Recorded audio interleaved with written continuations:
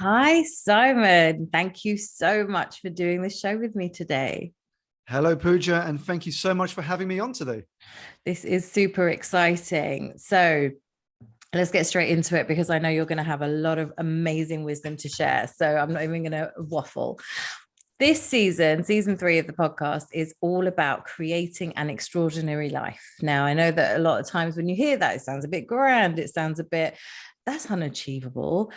But it's really all about perspective, isn't it? And what you think is extraordinary and what you want to have in your life to make it feel extraordinary. I know we touched upon it when we had our first chat, but let's get into, before we get into that, because there's going to be some gold in that chat. I know. Before we get into that, tell the listeners who you are.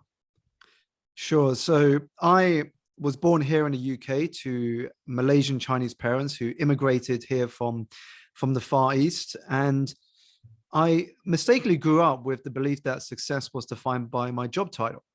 And so I pursued a career in the financial services industry after graduating from the LSE in London at what was probably the worst possible time. This was the middle of 2007, a year before the financial crisis. And also the company I started with was Lehman Brothers, which collapsed into bankruptcy 14 months after I joined as a graduate. Wow. So talk about a volatile start to your career. Mm-hmm. And I was in and out of that industry for nearly 10 years. But the crisis, even though it was painful at the time, Pooja, it kickstarted for me the longest journey that we humans make, the inches from our heads to our hearts. Mm-hmm. Admittedly, never an easy journey, but the most important and fulfilling that we will ever embark on. Mm-hmm. And that led me to what I now get to do today, which is to coach some incredible leaders, to keynote public conferences, events, and organizations. And more recently, become an author of my first book with Penguin called Energize. Yay. I've seen your journey quite a bit. I mean, I can't even remember when I discovered you, but there was just a literally energy that I could feel coming off of your posts, your videos. You know, there were snippets of some talks that you had done. And I just thought, I just love this guy's energy without sounding, trying not to pun on it, but a bit fangirly here. But like, it was really your energy that kind of caught my attention. And I wonder, when you went from obviously Lehman Brothers, how did you transition from that unfortunate experience to becoming the life? You're a life coach, you're a business strategist, obviously now you're an author, keynote speaker as well. But how did you transition? Because that's quite a big leap, right? I know it looks quite common now. There's a lot of people making that leap in our industry, but how did you make that leap all that time ago? Sure. First of all, great question, Pooja, because I think that on the outside, we can be blind to actually what goes on behind the scenes. So after Lehman Brothers collapsed, I actually moved to work as a trader at a hedge fund. And on the outside, it sounds quite glamorous. You're trading the stock market, you're working at a hedge fund, but that only applies when you are at a senior position. When you are the junior of the team, essentially you're the T boy or T girl. I was basically doing all the operational work for the senior managers on the team. And I got burnt out a couple of times during my stint working with them. And it was that which opened my eyes to the importance of health. Because up until that moment, I was just killing my health, Pooja. I was getting little sleep because the hours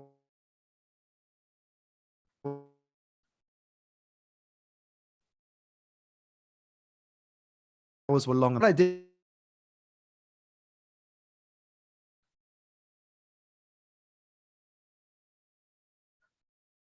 in 5. Some time back on the weekends and on weekday evenings to begin to explore what I really wanted to do with my life. And so I started to research paths of entrepreneurship and what it would be like to start my own business. And I actually got involved in 2 early businesses, which didn't succeed, but still taught me a lot of lessons that led me to what I now get to do today. So the first was an MLM business.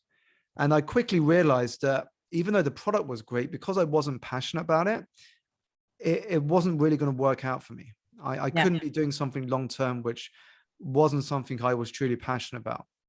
The second was something I was passionate about, but it wasn't scalable. And that was in the food business, because I love food. I love eating out in restaurants and trying out new things whenever I travel. In fact, for me, a great holiday is one where I've been exposed to some beautiful cooking and food from my time there.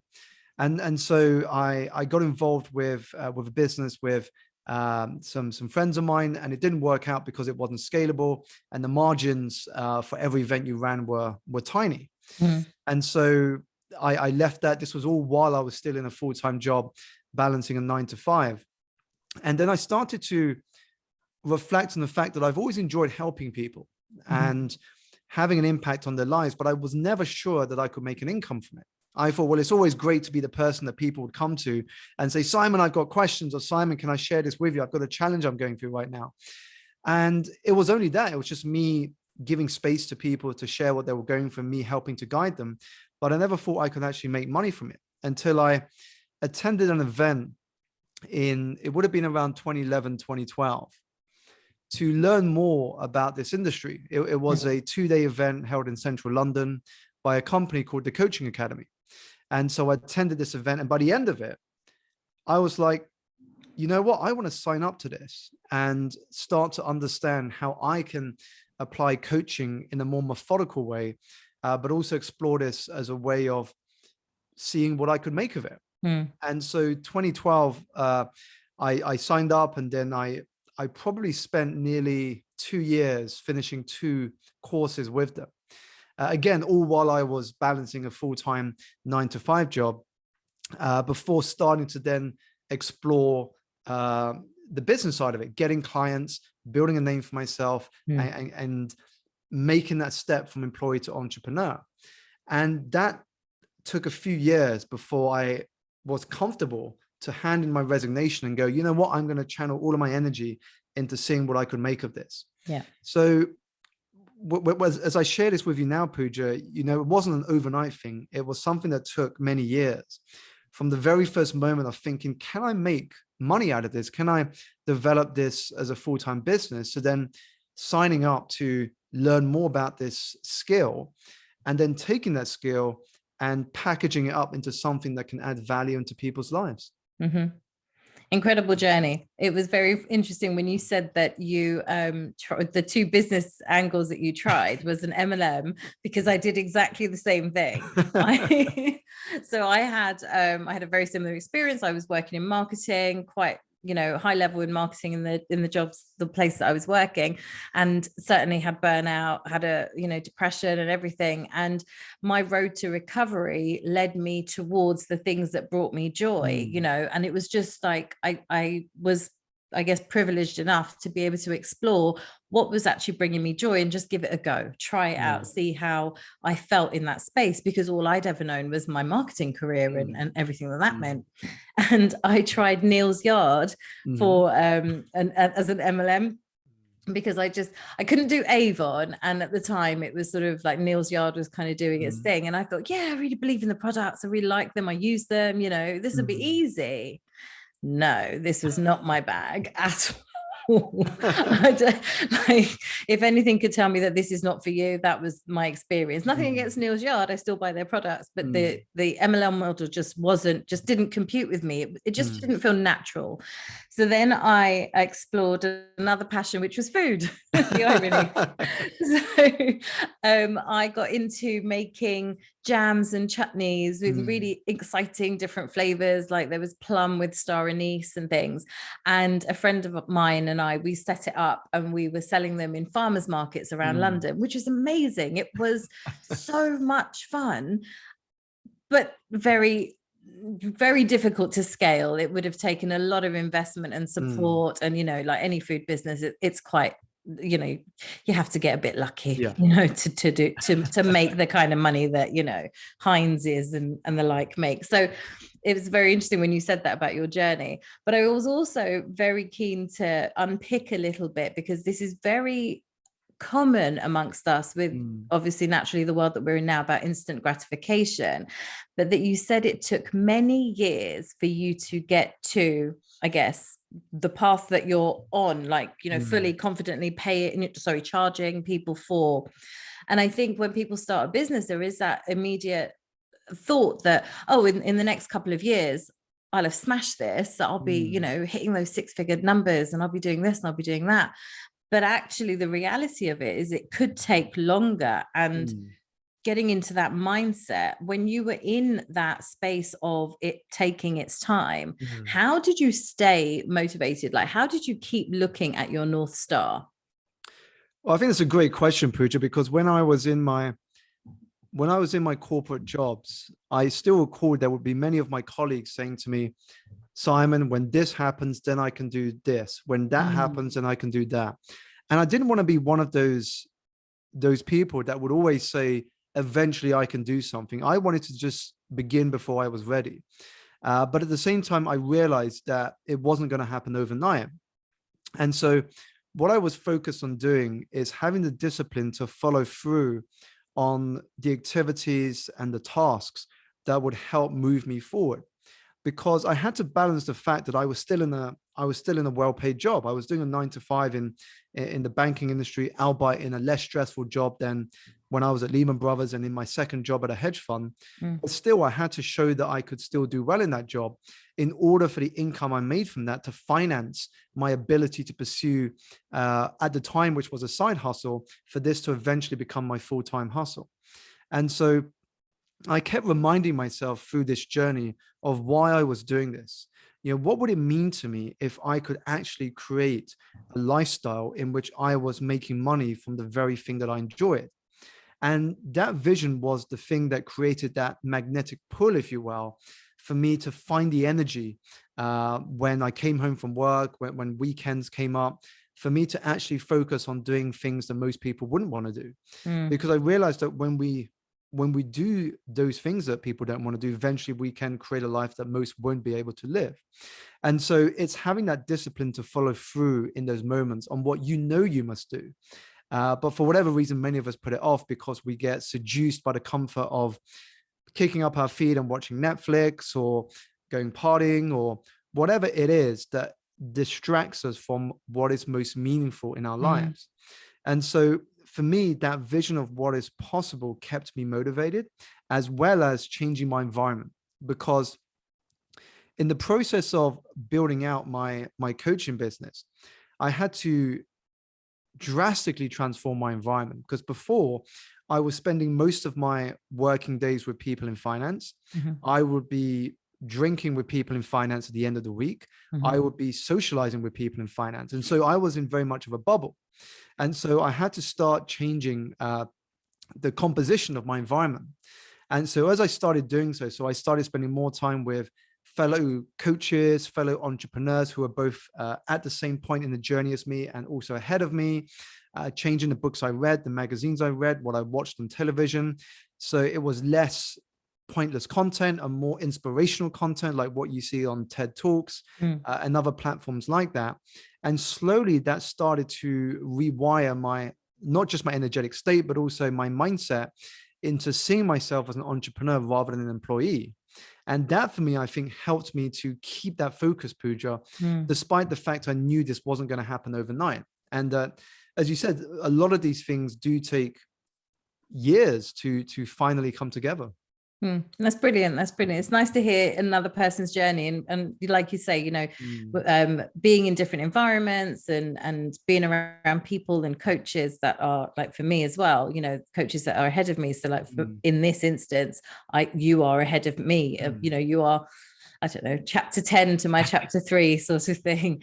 And I find it inspiring watching your journey. And we're both on different paths as well. You know, my bag is to lead with retreats. Yours, my impression is yours is speaking. You know, you do a lot of speaking and you're fantastic at it, but it doesn't feel like we're in competition. It's this, and I don't know if it's our mindset, because we're in that there's space for everybody kind of mindset, that it's good to learn from each other. It's good to be inspired by other people, and not just inspired by other people, but by people that I could phone you up and say, why don't we do a coffee together and actually meet in person and hear about someone's journey, than thinking it's a Tony Robbins that we're trying to aspire to and meet, which, I mean, those are still aspirations that we can have and goals that we want to set for ourselves.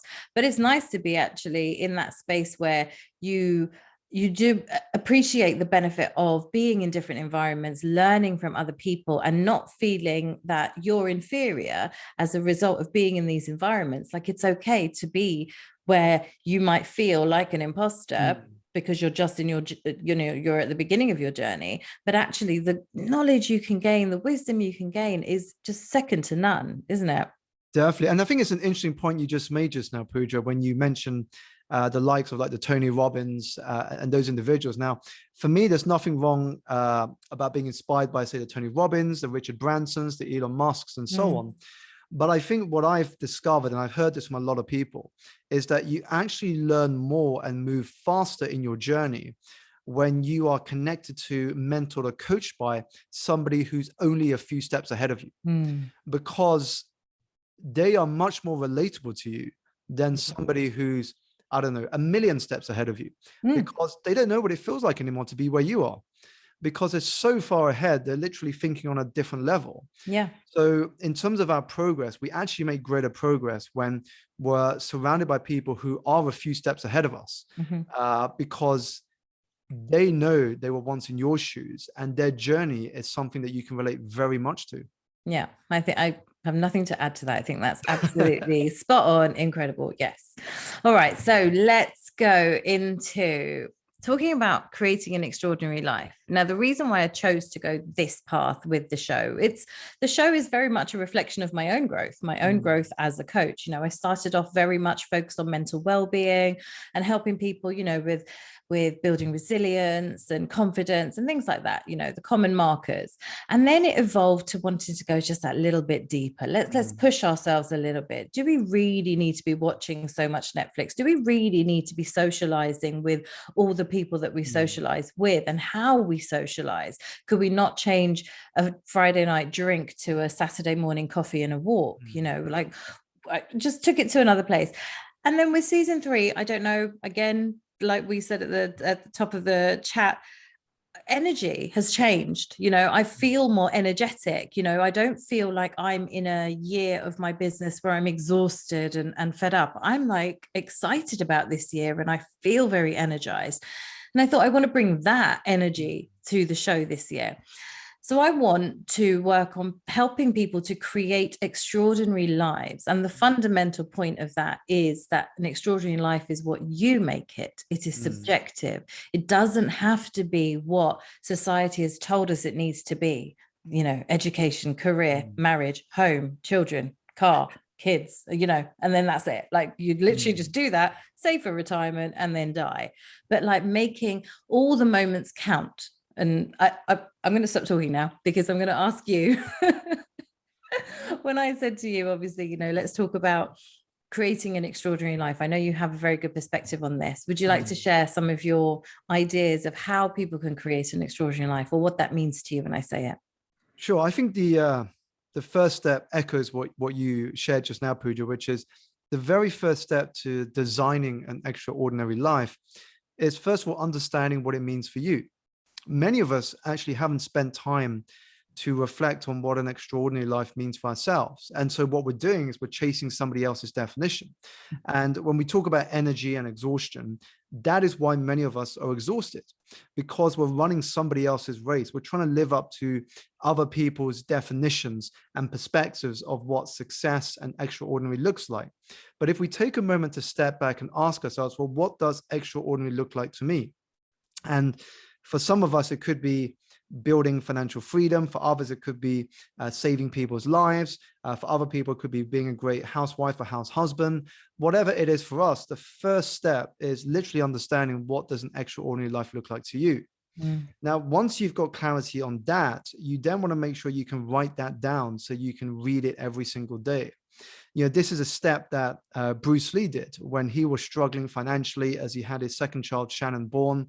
And he lost his only part in a TV show called The Green Hornet, which lasted only one season. And so he sat down, got clear on what an extraordinary life meant for him in as definitive of words that he could be. And he wrote it down in terms of what he wanted, what he was willing to give to the world, and when he wanted it by. And he wrote it down so that he could read it, visualize it, and connect to the emotional intensity of what he wrote down in the present. Mm-hmm. And so I think once we have not just greater clarity on it, but deeper connection to why it's important to us, that awakens one of our greatest sources of energy. Mm. And so that's when we begin to take those small steps to creating our extraordinary. Now, ultimately, what is our extraordinary? It's something that makes us feel alive. Mm. It's something that makes us feel that we are contributing to something greater than ourselves. And once we again know what it is, it's going to be different for each of us. That opens the pathway to our fulfillment. Absolutely. I agree with you on that. It's interesting when you talk about, we naturally chase financial success, or, there's, I guess there's different markers, isn't it? First of all, it's that financial comfort, and then financial success, sort of like, oh, I want more. And then you do get into that sort of, I've seen it a lot with my clients, where they achieve a certain level of success and then they want more and they want more. And my question to them is, what does getting more give you? Like, what are you going to get as a result of taking that promotion? Because right now you've come to me to say that you're not spending enough time with your children. Why did you have children? Like, let's get deep here. Let's get serious about what these factors are, because you want to create an amazing life. You want to create an extraordinary life, but then you're taking yourself away from the things that bring you joy. Your kids bring you joy. Your partner brings you joy. So when are you going to spend time with them if you are the director of the NHS or something? Like, you're not going to have that kind of time, that time freedom. And it's interesting how the common thing with money is that we don't necessarily put a number to it. We just say we want financial success, we want financial stability. But I always question this with clients. It's like, well, what does that look like? What's the number? Know what the number is, because if you don't know the number, you're just winging it, and winging it, as we know as coaches, doesn't work. Winging it doesn't work unless you get very lucky. It's very much about the knowing exactly what you're working towards. Like you say, writing it down, having that vision, reading it, knowing what that financial success number looks like to you and what it gives you as a result. What do you think? Definitely. It's living with intention. And just on this money side, I think that the reason many of us get caught up in money is that we feel that money will buy us success and happiness, when actually it doesn't. I mean, it certainly buys you options and buys you access to things you would not have otherwise. But ultimately, the purpose of money is to have freedom. It's to have freedom to make your own choices. And what many of us lack is, what is the purpose of us making money? And that is why when you look at the statistics of people that win the national lottery, the average person that wins the national lottery goes bankrupt within the first few years after they've won it. And the reason is because when they assess the people that went bankrupt versus the people who didn't, what they realize is that the people that went bankrupt or were in a worse position than before they won the lottery is that they never had a purpose for that wealth. And so when you get all of this wealth land on your lap, if you've got no purpose for it, guess where it goes? It gets spent on anything and everything. Whereas the people who actually managed to multiply that wealth after winning the lottery, it's because they had already visualized and planned what they would do if they were to one day get, I don't know, $1 million in their bank account. How would I use that $1 million? And what purpose would I give it?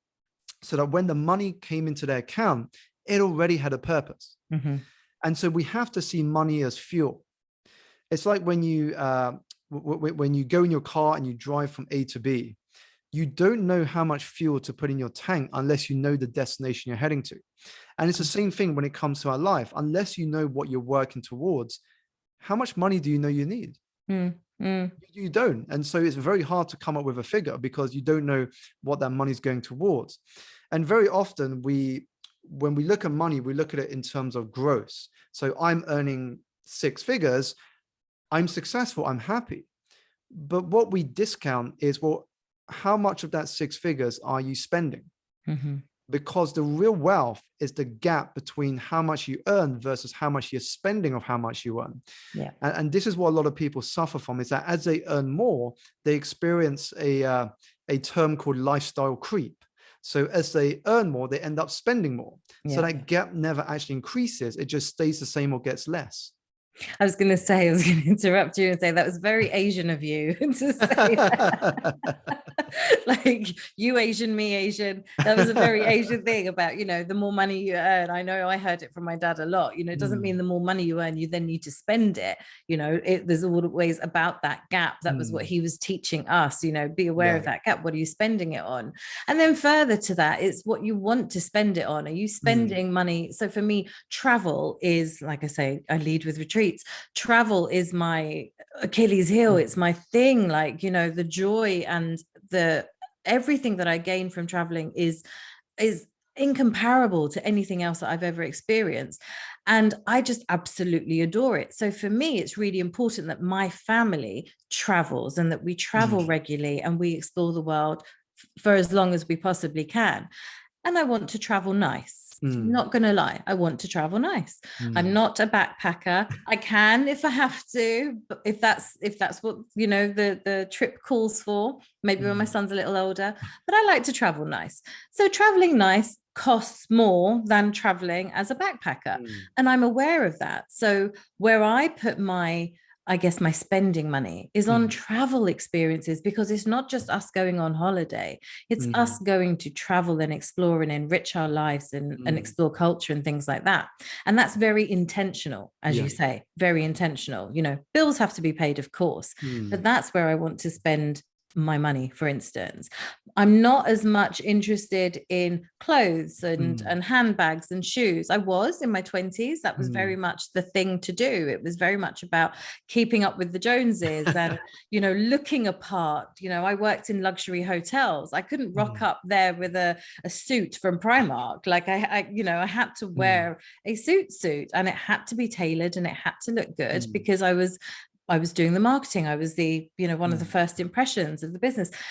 So there was a lot of pressure to do all of that. And then when I stepped away from that life, I was like, if I could live in flip-flops, that's my goal. And that literally on my vision board is a picture of me in a white floaty dress and flip-flops. And I always look at that vision, because it's like, that is the epitome of me that no one else has necessarily seen, and as I've whether it's through this kind of work or the work that I did before, it was always very polished, and she always had her hair a certain way and nails done and this, that, and the other, and heels. And now I'm like, I rock up in trainers and I feel very free and I feel very me, which I think is a direct result of living this life that I consider extraordinary. Because it's extraordinary for me, because it brings me joy as a constant. One of the things that I find with clients, people on who message me and things, is that whenever they're focusing on doing good for themselves, right, exploring their joy or following their joy and their bliss and their happiness, they get distracted. They're looking at other people's success. Like, I don't look at you and think, oh my God, I'm never going to be like Simon, because I'm not looking to be like Simon. I'm inspired by Simon, but I'm not going to be you, because I can't be you. I'm going to do my own thing, but I'm inspired by who you are and what you have to say and your journey. But inspiration doesn't mean I'm copying, it's that sort of thing. Definitely. So I don't feel that competition.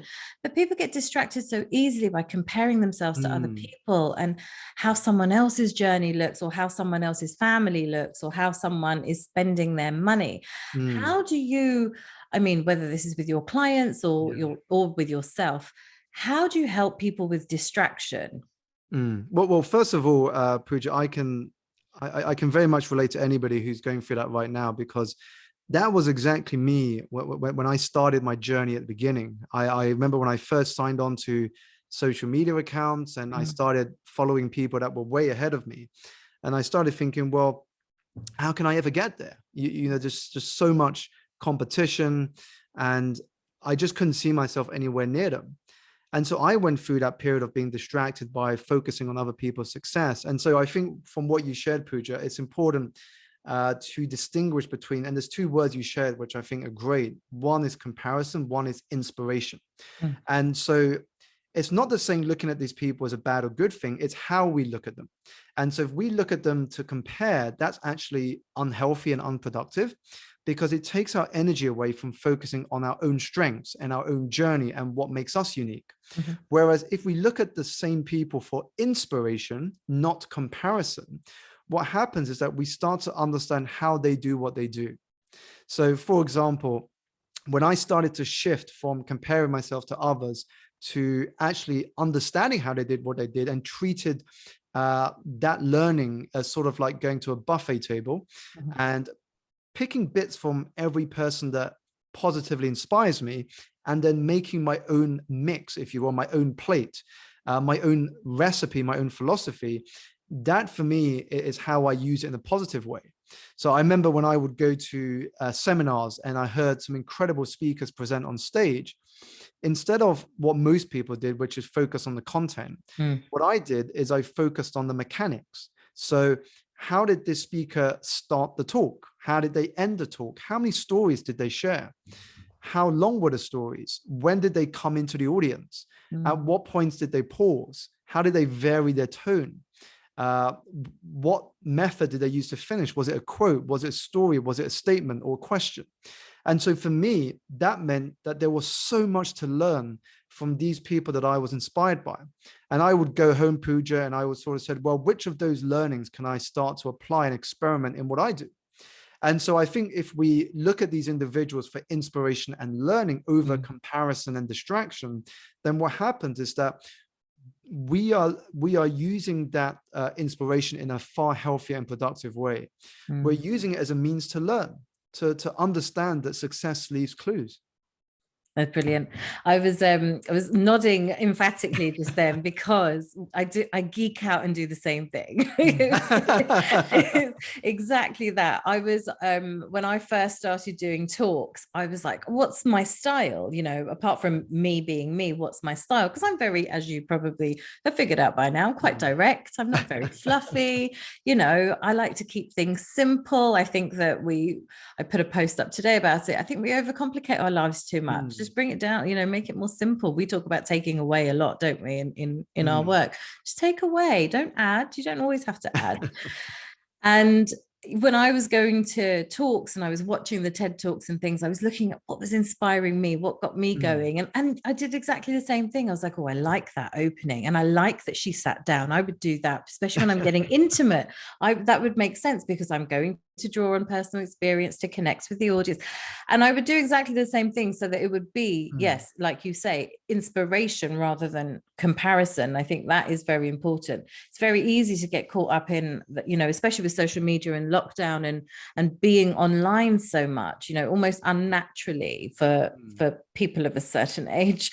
You know, it's almost unnatural to be, you know, so connected so much. I'm quite appreciative of this year 2022, where we are meeting in person again, because I'm a very in-person person, and I feel like that's where I thrive in the space. And that was sort of coming into the next point about finding where you thrive and being around people that help you thrive. Because I think when we're on a journey to do things differently, to go against society's grain, to be a rebel or a misfit, as Steve Jobs says, you're essentially just doing things the way you want to, as opposed to the way you've been told you're supposed to. That takes a lot of courage to do, and naturally a lot of fear is going to come up to do that. Like, anyone setting up a business, the fear of, am I going to make money? You know, am I going to support my family? Naturally comes up. But then that resilience you need to build, right, to keep on going and focusing on your vision is testament to how much you really want something. And I think with this whole extraordinary life gig, it's very much about owning those fears, understanding what they are, seeing them for what they are, and then doing it anyway, as you said at the beginning, right? Definitely. And it reminds me what you've said there, Pooja, of an article I read in The Guardian a number of years ago. And it was about resilience and challenges in life. And I can't remember who wrote the article, but there was one line in there which really stood out to me. And the author wrote something like, the brick walls in life are there to test just how much you want it, to see whether you have the know-how to want to climb over those walls and to keep moving forward despite the height of whatever those walls may be. And I think that beautifully summed up the journey of entrepreneurship, and the journey, in fact, of pursuing what is most meaningful to you, is that there will be setbacks, there will be challenges, there will be failures, plenty of them, in fact. And they are there for a reason, because if it was easy, we wouldn't appreciate the rewards, we wouldn't appreciate the learnings and who we're becoming in the process. But when we face them and when we overcome them, that tells us that we are somebody who has the power to overcome challenges. And that knowledge is game changing. Amazing. Well, let's talk about that a little bit, just very quickly, because you do public speaking, you do keynote speeches, you know, you really put yourself out there. And I like I said, I can't remember how many years I've been, you know, following you, but you've been doing it for a number of years. How, obviously I can appreciate you're probably more, you know, more confident today than you were, you know, 5 years ago, but how does it feel to step onto a stage and talk to audiences of essentially, yes, it's your opinion, but it's mixed with theory and philosophy and things like that, but you're really putting yourself out there. How do you, I don't know, overcome the fears or be so courageous to make that your choice, make the choice to make that your form of communication? I've got to say, Pooja, first of all, I didn't plan to be a speaker. Really? And when I started, it was just about being a coach.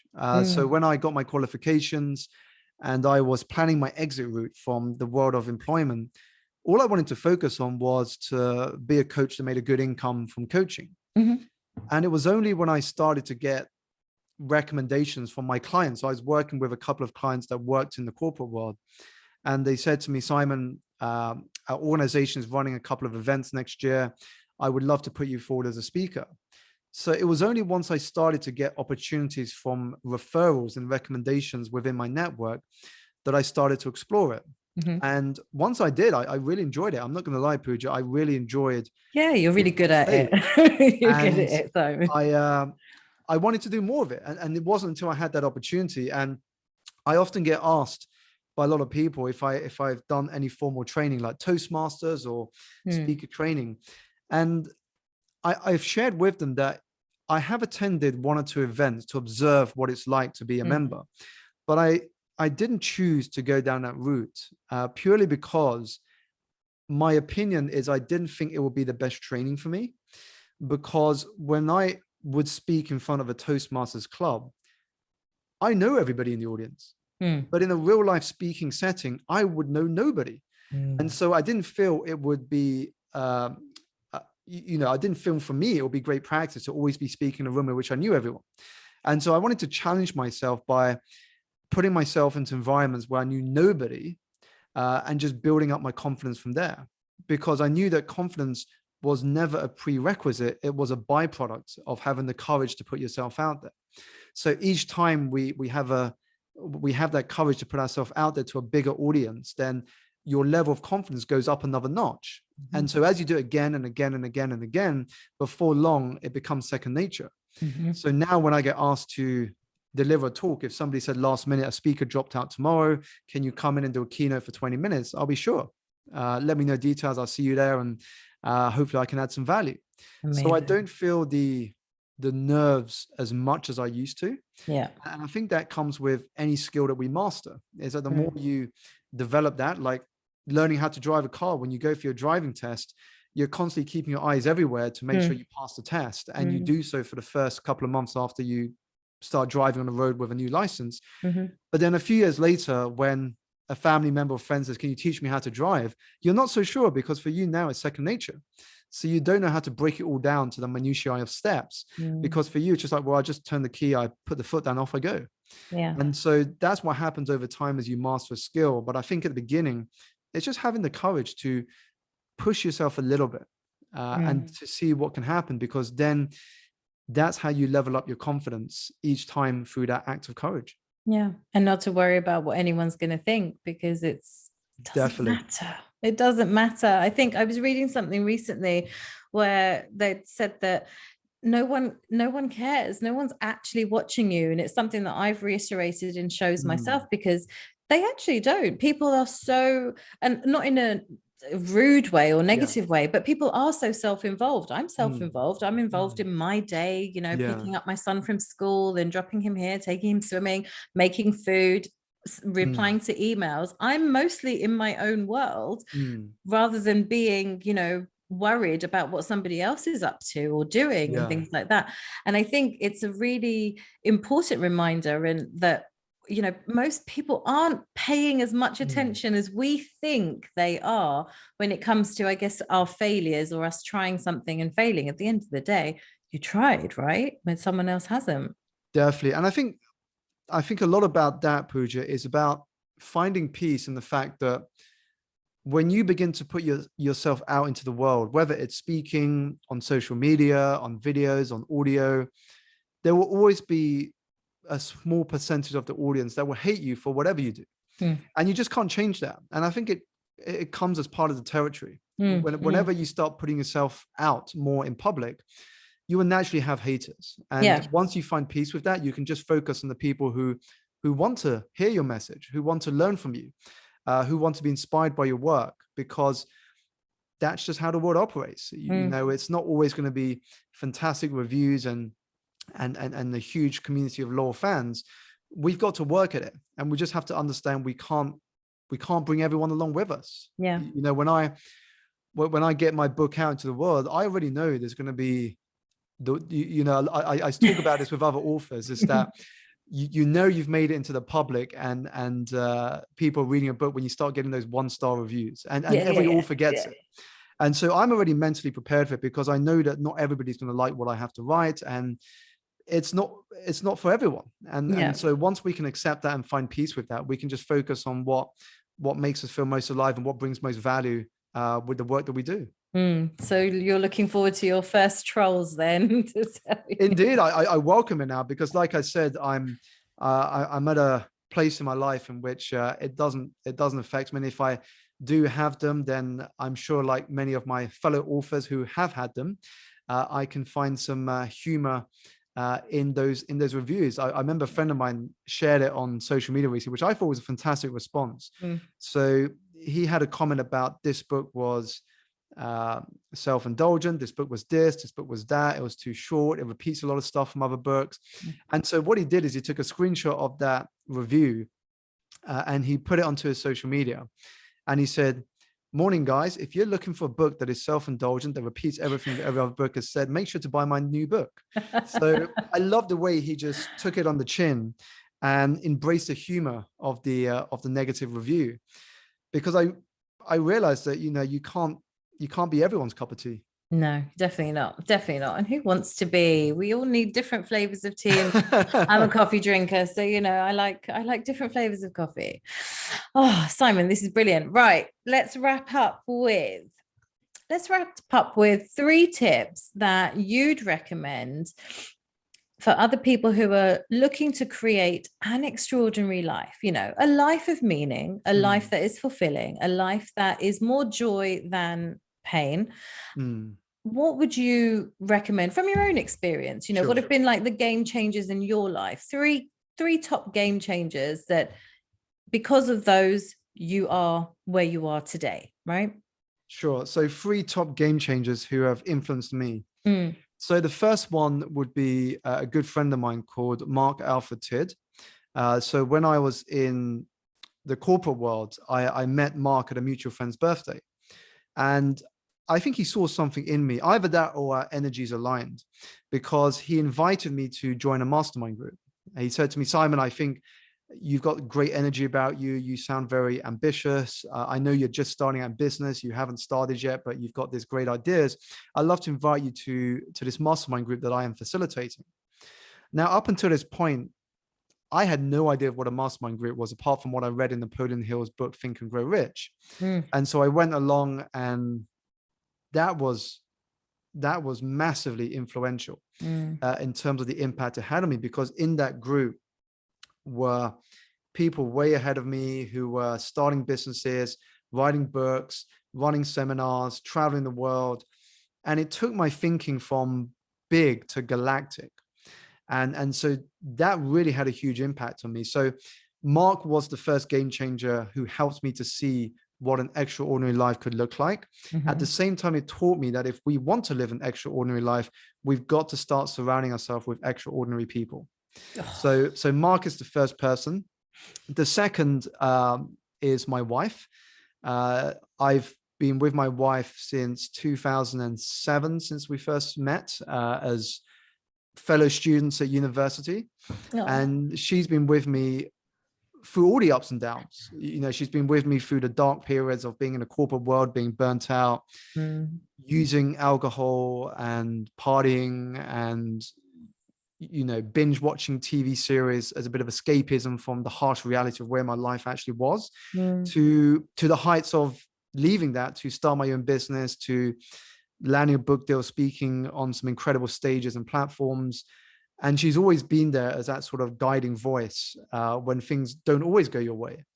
And she's been a massive help in helping me to see the extraordinary in my own potential, but also my own life. So I think she would be the second game changer in my life.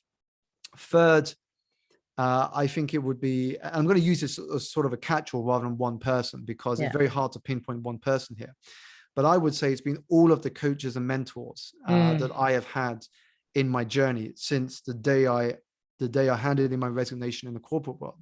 Because all of the coaches and mentors I've had, and there are too many to list through, because there's been mentors I've employed for speaking, there's been coaches I've worked with on my mindset, there's been mentors I've worked with on writing a book, and all of these individuals have helped shape my thinking. But also helped me to understand what was possible through their own experience, but also guiding me to see how much more powerful I am. And so those individuals would collectively form the third game changer for me. Brilliant, brilliant. So you've got some very inspirational people in your life, or have had along your journey, who have helped you to see what an extraordinary life is. And then obviously be building it, creating it, living it. It's not a destination. We create it now. We do it now. We do what we can with the resources that we have now to make it extraordinary today. I think that whole happiness is a destination, you know, it's really not. It's in the now, you know. Yeah, it's in the tangible. Because now is all we really have, if you think about it. I mean, to put it bluntly, we woke up today. Many people in the world didn't. And so when we appreciate just how short life is, that is when life for me truly begins, because we're focused in terms of our energy and attention on the very things that matter. Because for me, I lost my mum when I was 17. My grandfather passed away a few years after that. When you are faced with a near-death experience, or you've seen somebody close to you pass away, it really brings to mind the fragility of life. And that in the grand scheme of it, we don't really have long on this planet of ours. And when we appreciate that, that is when we make different choices in the now. I'm just going to leave it there. That was wonderful. Thank you, Simon. I'm not going to be the last voice on this episode. That was really lovely. And I think that's definitely an important lesson for all of us to be reminded of, that we did get to wake up this morning and to be in this day, right? Definitely. Well, Pooja, thank you so much for having me on your show. Thank you so much, Simon.